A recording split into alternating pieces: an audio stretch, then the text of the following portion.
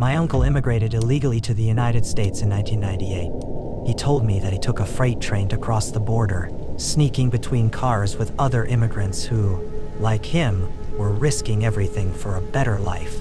The desert around them was an endless expanse, and the hot wind blew fine sand through the air, mixing with the scent of iron and oil from the locomotive.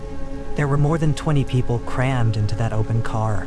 Dirty, tired bodies, eyes glazed with fear and exhaustion. The only sound was the monotonous clack of the rails and the occasional whistle of the wind cutting through the night. No one spoke. Everyone just tried to resist sleep, fighting fatigue, afraid that by closing their eyes, they would wake up to a worse reality. But fatigue won. My uncle couldn't say how long he had slept, but when he woke up, he felt a strange cold. The night wind always brought a passing chill, but this was different. It was a cold that seemed to come from within, freezing his bones. Then he noticed. The car was emptier.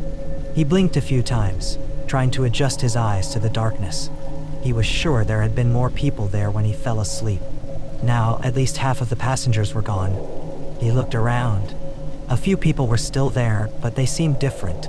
They were tense, motionless, as if they had also noticed the disappearance and didn't want to talk about it. An older man was holding a rosary between his trembling fingers, his lips moving in a silent prayer.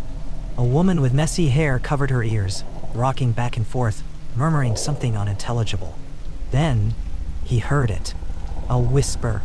Low, soft, like the wind passing through the cracks in the wood. But it wasn't the wind. It couldn't be. The voice called a name. He didn't quite understand, but when the whisper repeated, clearer, he realized it was one of the names he had heard before, from a man who had been there but had now disappeared. Juan, Juan. The sound seemed to come from all sides, as if the car itself was whispering. The others noticed too. One of the men grabbed my uncle's arm tightly, his dirty nails digging into his skin. His eyes were wide with pure terror. "Did you hear?" he whispered. "Did you hear them calling?" My uncle didn't answer. He just stayed still, his heart pounding in his chest. Then, a second name was called. This time, he was sure it came from the dark, just behind him. He felt a chill run up his spine, the hairs on his arms standing up. Slowly, he turned his head. Nothing. Just the darkness of the desert, rushing fast across the endless horizon. The old man with the rosary started praying louder, his voice choked with fear. But the prayer didn't save him. Without warning, something yanked him backward. My uncle saw when he was dragged, his hands grasping at the air, his eyes wide in shock. No scream, no struggle.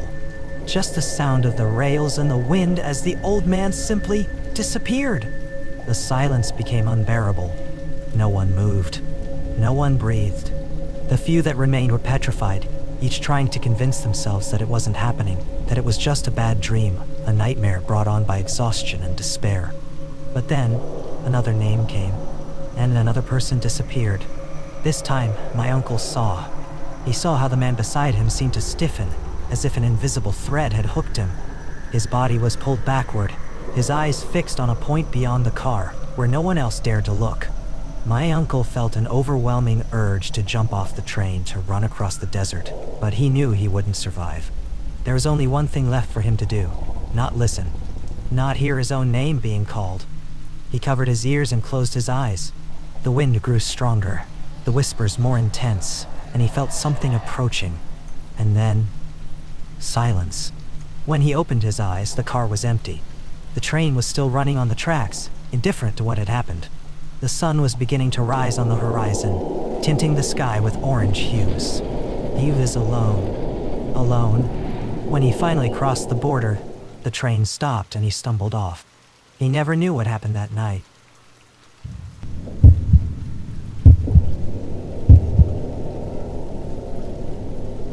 In 2015, I went to Europe in search of a better life. I arrived with little money, carrying only a backpack and fragile hopes. The first few days were difficult, but I managed to find a cheap hostel on the outskirts of the city. The building was old, with narrow hallways and a persistent smell of mold. But it was a roof over my head, and that was enough. The receptionist, a thin man with pale skin and sunken eyes, handed me the key without much conversation. The room number was 308. I climbed the creaking stairs, each step protesting under my weight. When I opened the door, I found a simple room.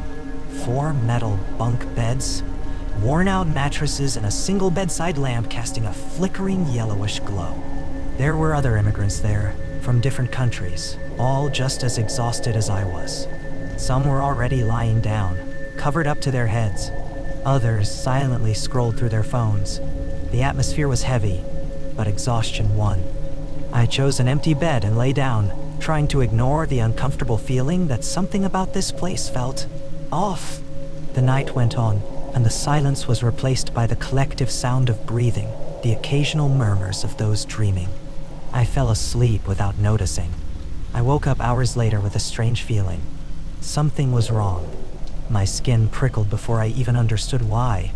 The room was drenched in a cold gloom, and the only sound was the distant ticking of a clock. Then I felt it. Stairs. My chest grew heavy, and a freezing shiver ran down my spine. Slowly, I turned my head toward the other bunks. They were sitting up, all of them. Their bodies were rigid, motionless like broken dolls. But that wasn't what made my breath catch. They had no faces.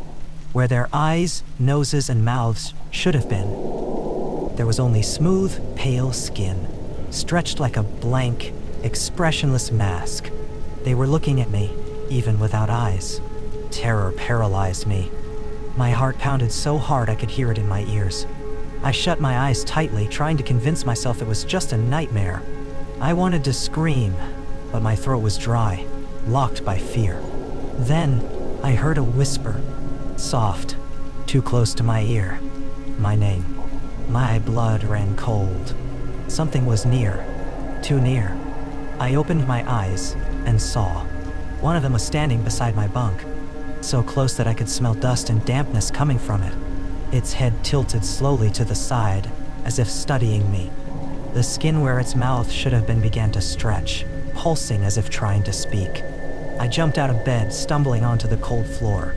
I ran to the door and pulled it with all my strength, but it was locked. Behind me, the bunks creaked, as if the others were moving. My fingers trembled as I fought to turn the handle. Then, everything went silent.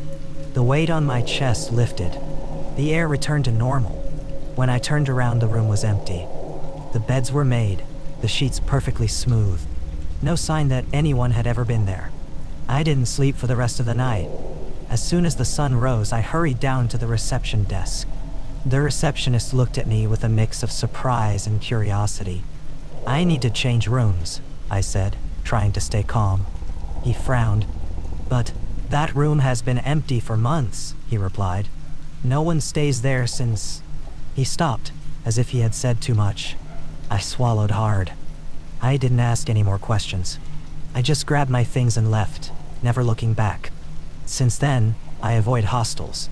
But sometimes, when I wake up in the middle of the night, I feel that same sensation. That something is watching me,